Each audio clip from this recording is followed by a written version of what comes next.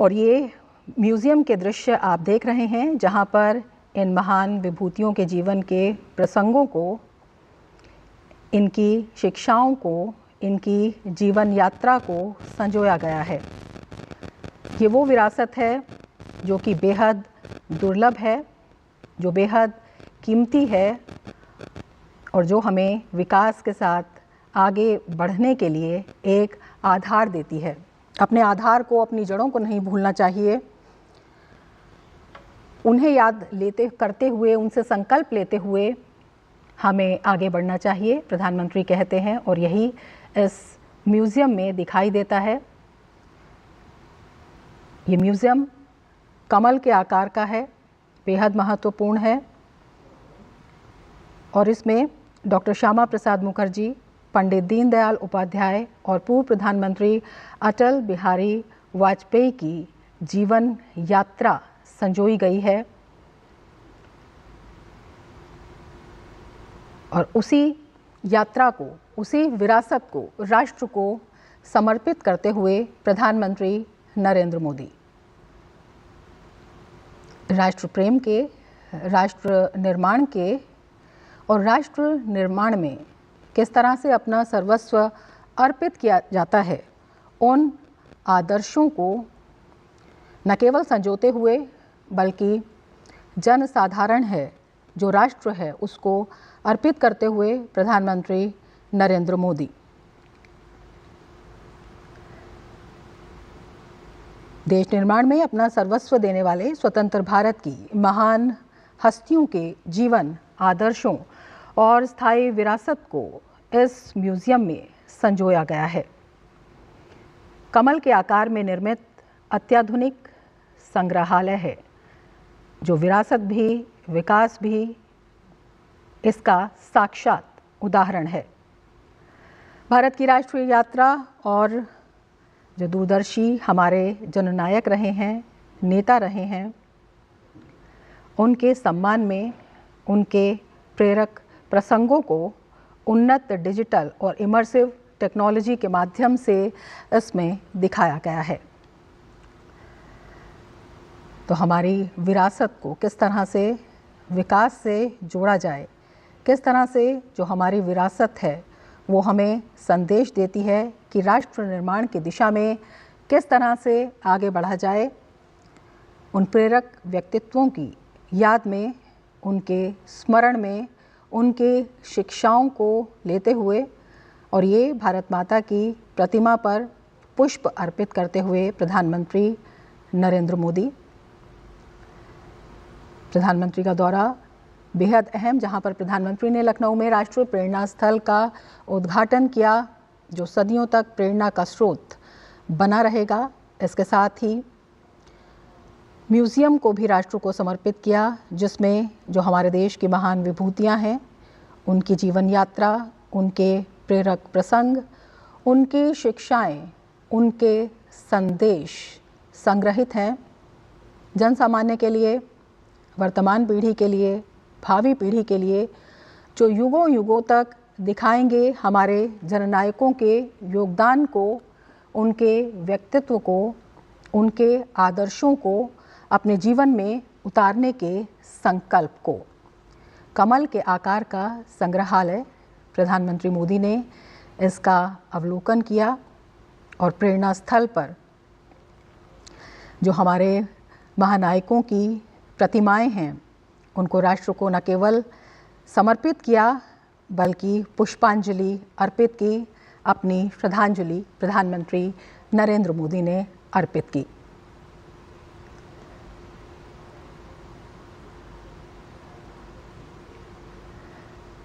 पूर्व प्रधानमंत्री अटल बिहारी वाजपेयी की आज 101वीं जयंती है। इस मौके पर प्रधानमंत्री नरेंद्र मोदी ने उन्हें नमन किया।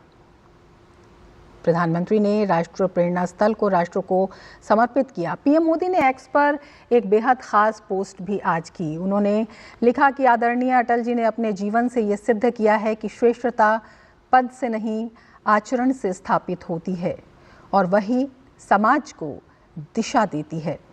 उन्होंने अपना संपूर्ण जीवन सुशासन और राष्ट्र निर्माण को समर्पित कर दिया। तो किस तरह से सुशासन और राष्ट्र निर्माण, इसके आदर्श, इसके संकल्प, उन पर चला जाए।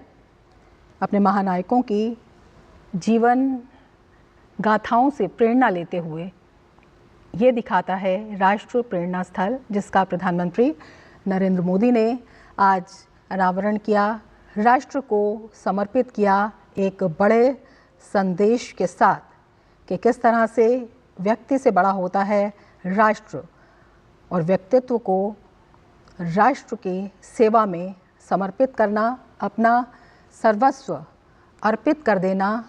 इस तरह के जो उच्चतम आदर्श हैं उनसे प्रेरणा किस तरह से ली जाए।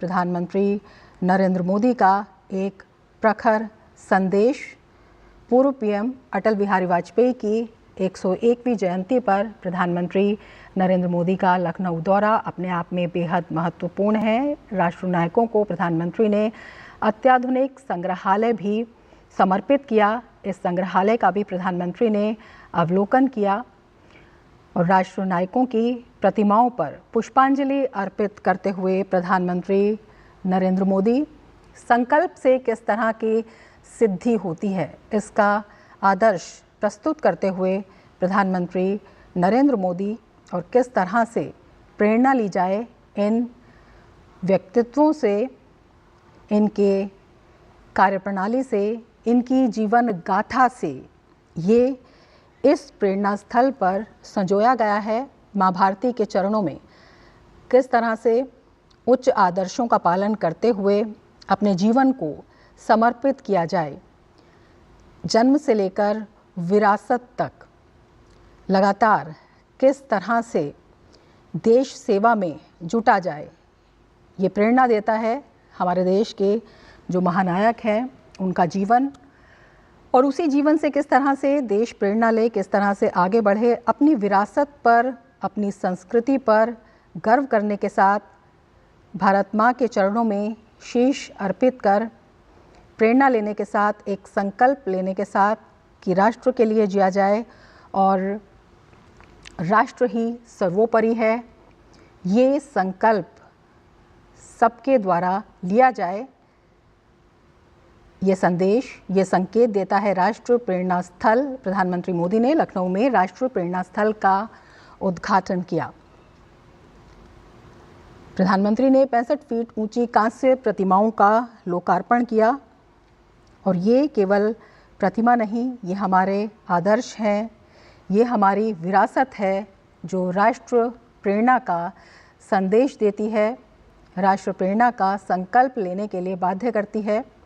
और वहाँ पर म्यूज़ियम का अवलोकन करते हुए प्रधानमंत्री नरेंद्र मोदी, ये वो दृश्य हैं जब प्रधानमंत्री ने वहाँ पर लोकार्पण किया और अवलोकन भी किया। अत्याधुनिक संग्रहालय के ये दृश्य हैं जहाँ पर हमारे देश के महानायक हैं, उनके जीवन प्रसंग हैं, वो वहाँ संजोए गए हैं। हमारे संवाददाता अश्विनी मिश्र हमारे साथ जुड़ गए हैं।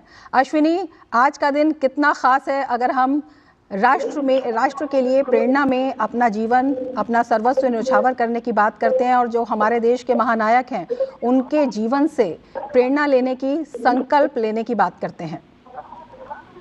निश्चित तौर से अगर देखें तो आज का दिन विशिष्ट है समूचे भारत के लिए, समूचे राष्ट्र के लिए, लखनऊ के लिए। यहाँ पर लखनऊ के हृदय स्थल में अगर देखें तो 3 महामानवों के, 3 राष्ट्र पुरुषों के, 3 महापुरुषों की मूर्तियों का अनावरण प्रधानमंत्री नरेंद्र मोदी ने किया।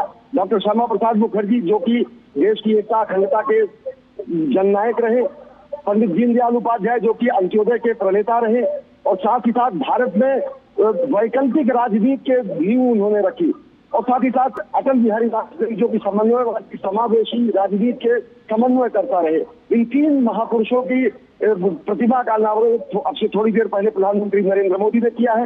निश्चित तौर से जो वैचारिक पृष्ठभूमि डॉक्टर श्यामा प्रसाद मुखर्जी ने तैयार की, उस वैचारिक पृष्ठभूमि को बीज रूप में जो उन्होंने वपन किया, उस बीज को सींचा पखारा पंडित दीनदयाल उपाध्याय ने और उसको वटवृक्ष का स्वरूप दिया अटल बिहारी वाजपेयी ने। तो निश्चित तौर से अगर देखें तो पंडित दीनदयाल उपाध्याय, डॉक्टर श्यामा प्रसाद मुखर्जी और अटल बिहारी वाजपेयी जी को आज ये कार्यांजलि है, भावांजलि है।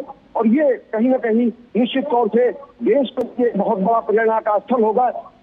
वैकल्पिक राजनीति करने वाले लोगों के लिए तीर्थस्थल तरीका होगा। और निश्चित तौर से अगर ये मान के चले तो ये पूरा का पूरा क्षेत्र 65 एकड़ क्षेत्र में विस्तारित है। 65 एकड़ क्षेत्र में इन तीनों महामानवों की 65 फीट ऊंची प्रतिमाओं का अनावरण किया गया है। तो और उससे भी बड़ी बात यह है कि पूरा का पूरा क्षेत्र तराई का क्षेत्र था, गोमती के किनारे का क्षेत्र था। केवल कूड़ा कचरा का निपटान यहाँ पर किया जाता था, लेकिन इसको बेहद सुंदर तरीके से सजाया गया है और अब एक तीर्थ के रूप में स्थापित होगा। जो भारत में वैकल्पिक राजनीति की बात करते हैं, जो भारत में समावेशी राजनीति की बात करते हैं, जो भारत में राष्ट्रवाद के पुरोधाओं को दर्शन करना चाहते हैं, तो निश्चित तौर से आज बड़ा दिन। और उससे एक चीज मैं और बताना चाहूंगा, इस 65 एकड़ परिसर में बेहद सुंदर विश्वस्तरीय संग्रहालय बनाया गया। उन संग्रहालयों में प्रधानमंत्री नरेंद्र मोदी ने डिजिटल माध्यम से भी अवलोकन किया। उस संग्रहालयों में डॉक्टर श्यामा प्रसाद मुखर्जी को समर्पित एक गैलरी है, अटल बिहारी वाजपेयी जी को समर्पित एक गैलरी है, एक गैलरी डॉक्टर पंडित दीनदयाल उपाध्याय को समर्पित है और एक गैलरी जो है वो जनसंघ और भाजपा के जो अब तक की विकास यात्रा है उसको लेकर समर्पित है। तो निश्चित तौर से ये वैकल्पिक राजनीति के पुरोधाओं के रूप में, राष्ट्रवाद के प्रणेताओं के रूप में, सांस्कृतिक राष्ट्रवाद का जो इस समय पुनर्जागरण का काल चल रहा है, तो भारत के सांस्कृतिक पुनर्जागरण के इस काल का ये एक महान तीर्थ तरीका स्थापित हुआ है, जिसका लोकार्पण अब थोड़ी देर पहले प्रधानमंत्री नरेंद्र मोदी ने किया है। बिल्कुल। अश्विनी, आपसे ये भी समझना चाहेंगे, सबसे पहले ये जो संग्रहालय है इसके बारे में जानना चाहेंगे, किस तरह से विकास और विरासत साथ साथ, किस तरह से इसमें विरासत को संजोया गया है, किस तरह से जो प्रेरक संबंध, जो प्रेरक प्रसंग हैं, क्या कुछ यहाँ पर देखने को मिलता है और किस तरह से ये प्रेरणा का अद्भुत स्रोत बना हुआ है? जी, इन संग्रहालयों की अगर बात करें तो ये संग्रहालय समर्पित है अटल बिहारी वाजपेयी जी को, पंडित दीनदयाल उपाध्याय जी को, डॉक्टर श्यामा प्रसाद मुखर्जी जी को, उनकी पूरी जीवन यात्रा, उनके जीवन मूल्य, आदर्श, कथन, उनके व्यक्तित्व, कृतित्व, उसके प्रमुख अंशों को यहाँ पर संपादित किया गया है, उकेरा गया है। यहाँ पर अगर देखें तो डॉक्टर श्यामा प्रसाद मुखर्जी का पूरी की पूरी जीवन यात्रा, किस तरीके से 1901 में उनका जन्म होता है और किस तरीके से आगे वो हिंदू महासभा के अध्यक्ष बनते हैं। हिंदू महासभा के अध्यक्ष बनने के बाद दुनिया में किस तरीके से वो जनसंघ की स्थापना करते हैं, जनसंघ के प्रथम अध्यक्ष बनते हैं और किस तरीके से वो कश्मीर सत्याग्रह करते हैं और कश्मीर सत्याग्रह करने के बाद वीरगति को भी प्राप्त होते हैं। उन पत्रों को भी यहाँ पर संरक्षित किया गया है, प्रदर्शित किया गया है, जिसमें उनके परिजनों ने कहा कि तत्कालीन कश्मीर की सरकार ने उनकी जो पर्सनल डायरी थी, उनके जो वैयक्तिक सामान थे, उनके जो बिलोंगिंग्स थे, उसको भी वही परिजनों को लौटाया है। तो निश्चित तौर से ये तीन महापुरुषों को लेकर स्थापित किया गया संग्रहालय नहीं है, ये पूरी अंतर यात्रा है कि किस तरीके से भारत में सांस्कृतिक राष्ट्रवाद के प्रणेता, अखंड भारत के निर्माण के संकल्पना सूत्रधार डॉक्टर श्यामा प्रसाद मुखर्जी, एकात्म मानववाद के प्रणेता और प्रवर्तक पंडित दीनदयाल उपाध्याय और साथ ही साथ अटल बिहारी वाजपेयी जो कि समावेशी समन्वयकारी राजनीति के, भारतीय राजनीति के महापुरुष है। इन तीनों महापुरुषों के जरिए यहाँ पर उस अंतर यात्रा को दिखाया गया है कि किस तरीके से भारत में वैकल्पिक राष्ट्रवादी राजनीति की शुरुआत की डॉक्टर श्यामा प्रसाद मुखर्जी ने, उसको पुष्पित पल्लवित करने का, सराहने का काम पंडित दीनदयाल उपाध्याय ने किया और अटल बिहारी वाजपेयी ने उसे वटवृक्ष के रूप में, विशाल वटवृक्ष के रूप में स्थापित किया। यहाँ पर अगर देखें तो अटल जी की जो कविताएं हैं, अटल जी की कविताएं हैं वो आपातकाल के दौरान लिखी गई कविताएं हो, चाहे वो अटल जी के 51 कविताओं के प्रमुख अंश हो, उनको यहाँ पर वृत्त चित्रों के माध्यम से, भित्तियों के माध्यम से, यहाँ पर म्यूरल्स के माध्यम से उनको उकेरा गया है। अटल जी जब 1975 में आपातकाल की स्थिति थी तो कह कैदी कबीराय के नाम से वो मुक्तक भी लिखा करते थे। तो वो 51 कविताओं की उनकी पूरा संग्रह है, उनके प्रमुख अंशों को यहाँ पर संपादित करके उनको दीवारों पर चलाया, वो किया गया है, प्रदर्शित किया गया है। समूचे पंडित दीनदयाल उपाध्याय की पूरी जीवन यात्रा की, किस तरीके से 1916 में उनका जन्म होता है, किस तरीके से बेहद विपन्न और गरीबी वाली स्थितियों में उनको धैर्य, संयमशील, आत्मबल, सम्मान, स्वाभिमान की शिक्षा मिलती है, किस तरीके से वो छात्र के रूप में रहे। 10वीं की बोर्ड परीक्षा में उन्होंने प्रथम स्थान हासिल किया, इंटरमीडिएट में प्रथम स्थान हासिल किया, उन्होंने फिर कानपुर और प्रयाग से अपनी उच्च शिक्षा हासिल की। 1947 में इसी लखनऊ में राष्ट्रधर्म का प्रकाशन शुरू हुआ। राष्ट्रधर्म से नाता इस लखनऊ का अटल बिहारी वाजपेयी और पंडित दीनदयाल उपाध्याय दोनों का है। तो निश्चित तौर से अटल जी जो कि यहाँ के लाडले के रूप में रहे, प्रधानमंत्री के तौर पर उन्होंने यहाँ से देश को प्रतिनिधित्व दिया और सांसद के रूप में लखनऊ से प्रतिनिधित्व दिया, तो उनके लिए कहीं न कहीं भावांजलि है। उनके लिए यहाँ पर एक श्रद्धांजलि है। और यहाँ पर उन भावों का उद्भव और उद्गार हो रहा है कि किस तरीके से पंडित अटल बिहारी वाजपेयी, पंडित दीनदयाल उपाध्याय, डॉक्टर श्यामा प्रसाद मुखर्जी, इनके वैचारिक जो सूत्र हैं, इनके जो वैचारिक सिद्धांत हैं, उन्हीं सिद्धांतों को आगे लेते हुए प्रधानमंत्री नरेंद्र मोदी सबका साथ, सबका विकास, सबका विश्वास, सबका प्रयास के जरिए राष्ट्र सांस्कृतिक राष्ट्रवाद के नए युग के प्रवर्तक के रूप में चल रहे हैं और राष्ट्र को नए आयाम भी दे रहे हैं। रमा, बिल्कुल। अश्विनी, आपसे ये भी समझना चाहेंगे, जिस तरह से हमारे देश के महानायक हैं, सांस्कृतिक राष्ट्रवाद की आपने बात की, इसके साथ ही अगर हम अंत्योदय की बात करते हैं, किस तरह से वो जो आदर्श हैं, वो जो सिद्धांत हैं, वो आज भी प्रासंगिक है और कितना ज़रूरी है देश के लिए, दुनिया के लिए उसे जानना?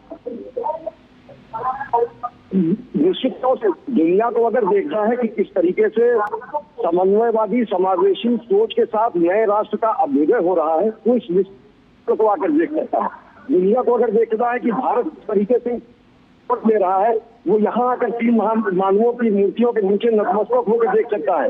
दुनिया अगर देखता है कि किस तरीके से सांस्कृतिक राष्ट्रवाद, स्वावलंबन, स्वाभिमान, स्व संस्कृति का बोध कराते हुए नए भारत का अभ्युदय हो रहा है, वो आकर यहाँ लोग देख सकते हैं। और निश्चित तौर से यहाँ के दरो दीवार पर उकेरी गई एक एक बातें, चाहे वो अटल जी की कविताएं हो, चाहे वो पंडित दीनदयाल के जीवन से जुड़े प्रसंग हो, चाहे वो डॉक्टर श्यामा प्रसाद मुखर्जी की कश्मीर का सत्याग्रह हो, किस तरीके से वो जेलों में बंद रहे, कश्मीर में बंद रहे और संदिग्ध परिस्थिति में उनकी मृत्यु हुई, वो चिट्ठी जो पंडित जवाहरलाल नेहरू को उस समय उनके परिजनों ने लिखी थी, वो तार जिस तरीके से उनके वीर गति की सूचना प्राप्त हुई थी, यहाँ आने पर कहीं न कहीं एक चिंतन की स्थिति बनती है कि किस तरीके से अश्विनी, बेहद महत्वपूर्ण ये भी जानना है, अपने जीवन का क्षण और शरीर का के लिए समर्पित किया। बिल्कुल, हम देख रहे हैं ये जो संग्रहालय है, अत्याधुनिक इमर्सिव टेक्नोलॉजी का इसमें इस्तेमाल किया हुआ है। हम अपनी विरासत को साथ लेके चलें, लेकिन विकास की जो अत्याधुनिक ऊंचाइयां हैं उनको भी छुएं। अपने आप में प्रधानमंत्री मोदी का भी बड़ा संदेश है ये। निश्चित तौर से यहाँ पर अगर देखें तो नए उभरते भारत का स्वरूप दिखता है। यहाँ पर दिखता है कि किस तरीके से भारत नए आयाम कर रहा है, भारत किस तरीके से विकास और विरासत दोनों को लेकर चल रहा है, किस तरीके से भारत अपने वैभव का विस्तार कर रहा है। लेकिन उस वैभव के मूल में अगर कुछ है तो हमारे स्व संस्कृति है, हमारा सांस्कृतिक पुनर्जागरण है, हमारा भारत भारतीयता का वह परिवेश है जो सामाजिक समावेशी समाज का निर्माण करता है, समाज के हर वर्ग को लेकर चलने की जो प्रेरणा और समाज के अंतिम पायदान पर खड़े व्यक्ति के उत्थान का जो मंत्र, अंत्योदय का मंत्र पंडित दीनदयाल उपाध्याय जी ने दिया, उसी को साकार करने के प्रयासों में प्रधानमंत्री नरेंद्र मोदी 11 वर्षों से लगे हैं। और उन्हीं सिद्धांतों को आत्मसात कर अंत्योदय जो कहा जाता है कि प्रण अंत्योदय, पथ अंत्योदय, लक्ष्य अंत्योदय, वो मूल भाव है जिसके तहत समूची सरकार काम कर रही है। केंद्र सरकार की अनेक नीतियां जो है वो गरीबों के लिए समर्पित है, गरीबों के कल्याण के लिए पूरी तरीके से समर्पित है। तो जो भावभूमि, जो विचार, जो चिंतन, जो दर्शन डॉक्टर श्यामा प्रसाद मुखर्जी, पंडित दीनदयाल उपाध्याय ने दिया, इसको राजनीतिक रूप में जिस तरीके से अटल बिहारी वाजपेयी ने फलीभूत किया और उसी के ध्वजवाहक के रूप में, उसी को नए रूप में प्रदर्शित कर रहे हैं प्रधानमंत्री नरेंद्र मोदी। और ये प्रधानमंत्री नरेंद्र मोदी और साथ ही साथ लखनऊ की जनता की तरफ से अगर माने तो ये भावांजलि है तीनों महापुरुषों की। बिल्कुल अश्विनी, अगर हम इस म्यूजियम को देखते हैं, जो दृश्य हम देख रहे हैं बेहद गौरवान्वित करने वाले हैं। इसमें तमाम प्रसंग हैं। इसमें ये दिखाया गया है कि किस तरह से हमने मानवीय मूल्यों को भी नहीं छोड़ा है, लेकिन जब देश की रक्षा सुरक्षा की बात आई है तो जो उच्चतम ऊंचाइयां हैं हमने उसे भी छुआ है। पोखरण परीक्षण भी इसमें दिखाया गया है और इसमें हिमालय की जो ऊंची चोटियाँ हैं वहाँ पर जब हमारे जवान जो कार्यरत रहते हैं, हमेशा सेवारत रहते हैं, उनको समर्पण भी दिखा